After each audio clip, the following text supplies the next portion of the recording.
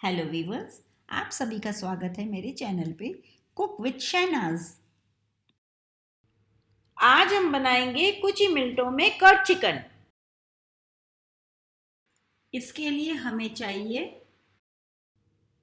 एक अक्खा chicken, 1 tablespoon अदरक लहसुन का पेस्ट, 3 टेबलस्पून दही, 2 टेबलस्पून क्रीम, पाव चम्मच काली मिर्च पाउडर, पाव चम्मच कसूरी मेथी, आधा कप श्रेडेड चीज़, हरा धनिया, 4 से 5 हरी मिर्च कुटी हुई, कोयला,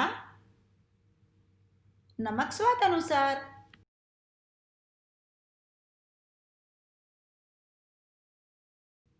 अब हम एक सॉस पैन लेंगे, उसमें तेल डालेंगे, उसमें अदरक लहसुन का पेस्ट डालेंगे और उसे अच्छी तरीके से भूनेंगे।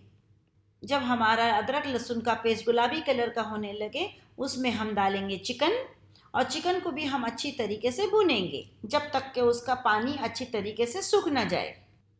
ये देखिए, हमारे चिकन में पानी सूख चुका है और चिकन का कलर भी चेंज हो चुका है। अब हम इसमें दही डालेंगे और दही के साथ में भी इसे अच्छी तरीके से मिक्स करेंगे।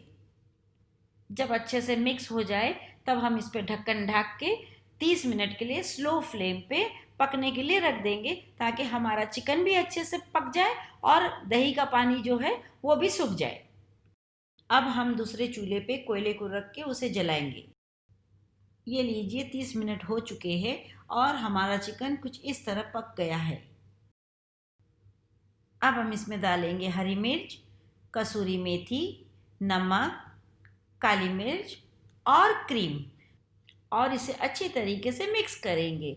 अगर आपके पास में फ्रेश क्रीम ना हो तो आप घर की दूध की मलाई भी ले सकते हैं, उसे मिक्सी में पीस के थोड़े से दूध के साथ में, और उसे भी डाल सकते हैं।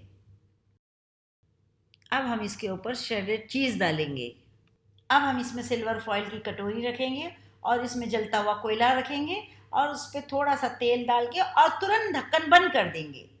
अब हम चूल्हे की फ्लेम को स्लो कर देंगे और इसे 5 मिनट तक का ढक के पकने देंगे। 5 मिनट हो चुके हैं और अब हम हमारी कोयले की कटोरी को बाहर निकालेंगे और हरा धनिया से गार्निश करेंगे। ये डिश ज़्यादा ग्रेवी वाली नहीं रहेगी। आप इसे स्टार्टर के तौर पे भी खा सकते हैं और इसे पराठे के साथ में भी खा सकते हैं। अगर आपको स्टार्टर के तौर पे खाना है तो आप इसको और ड्राई कर सकते हैं। और ये लीजिए, हमारी गरम गरम झटपट बनने वाली कर्ड चिकन है तैयार।